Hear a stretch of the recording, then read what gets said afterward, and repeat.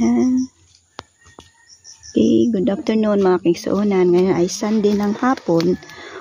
Kami po ay patungo dito sa bahay ni Lola Nana Minang. So ito, kasama ko yung dalawa. Si Aning at saka si Jocelyn. Dito ulit kami dumaan sa lilim. Marami pang mga kahoy. Sa bagay dito mga kaigsuunan ay malamig na. At hindi na rin gaanong maulan. Maganda ang panahon. So ngayon ulit namin pupuntahan si Nana Minang. Ito, napakaganda ng daanan. Mag-green-green pa. Presko. Malamig. Yan, ang dinadaanan namin. Oh.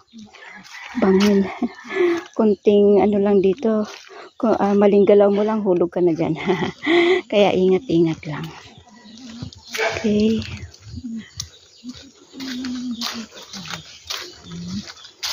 Malayo pa yung bahay niya. Pero di bali maano naman. Malamig. Ito, maganda rin mamaya pag uwi namin. Mangunguha kami ng talbos nito. Nagugulay ang mga talbos niyan.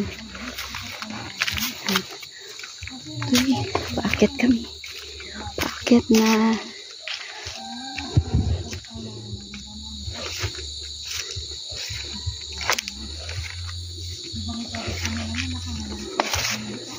Yan. Galing kami dyan sa loob.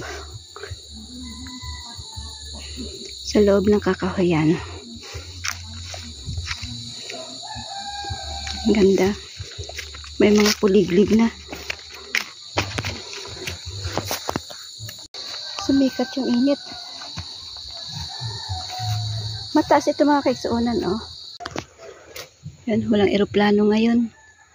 Dahil linggo, bukas meron. Okay. Parang maano, no? Tawag dito, makulimlim.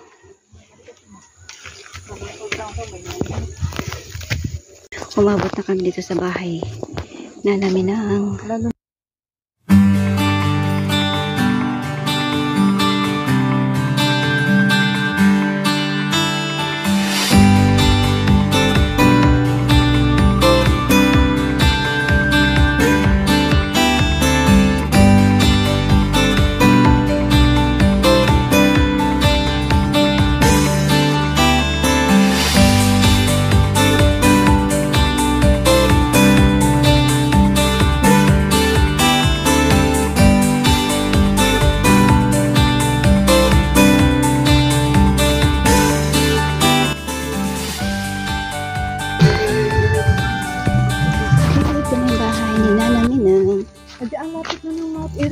Oh, ano malapit na ba yan, eh? Malayo pa din? Okay. Ito na yung bahay. Nana Minang. Parang tahimik siya ngayon.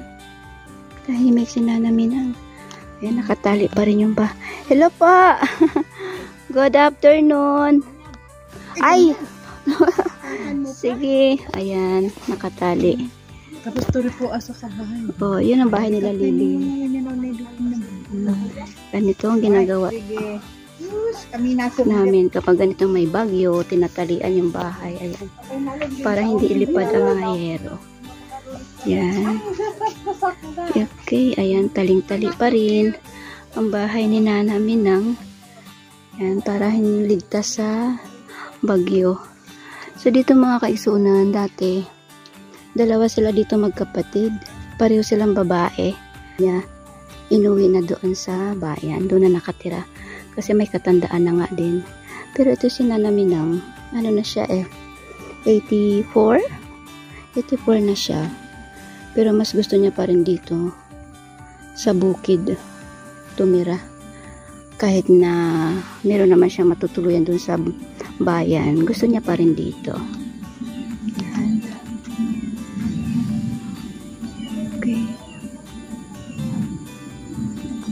Okay, pasok na muna tayo dito.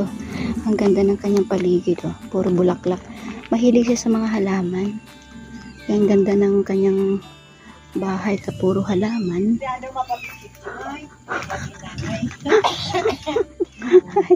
Oh. Oh, ang gaganda, oh. Pulang-pula. Pulang-pula ang mga halaman.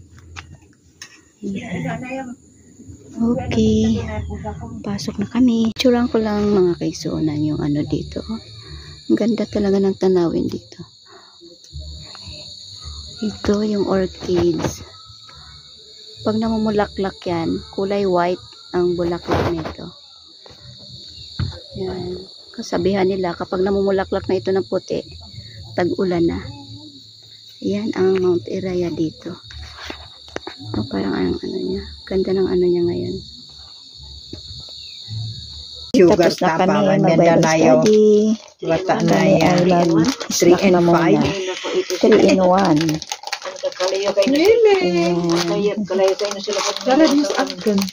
Kaya nga, sige yan. Iya, may kapita mo. Okay, alis na po kami. Tapos na kami dyan mag-Bible study. Okay. Ito yung kanya mga halaman. Dami flower.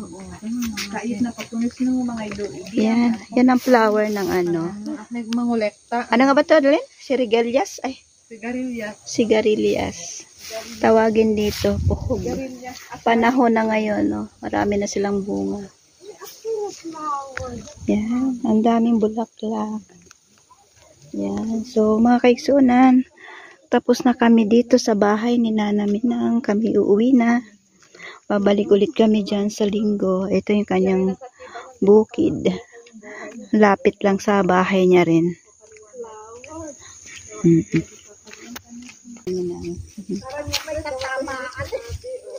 Thank you for watching.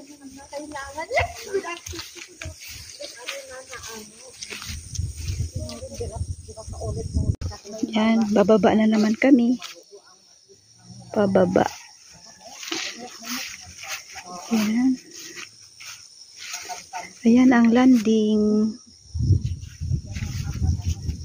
Dito kami sa taas. Oh, napakaganda ng paligid. Tahimik.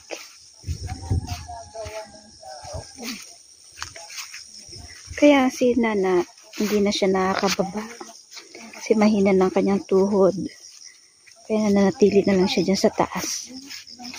Kaya kami na lang po ang pumupunta sa kanya para dalawin. Hirap ng pababa. Pababa kami.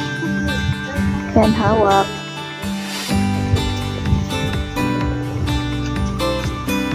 Ito ang ruroy. Sa mga kaigsuunan ay nagugulay din ito. Masarap gawing ano yan, pickles. Daan kami dito sa bukid. Pababa.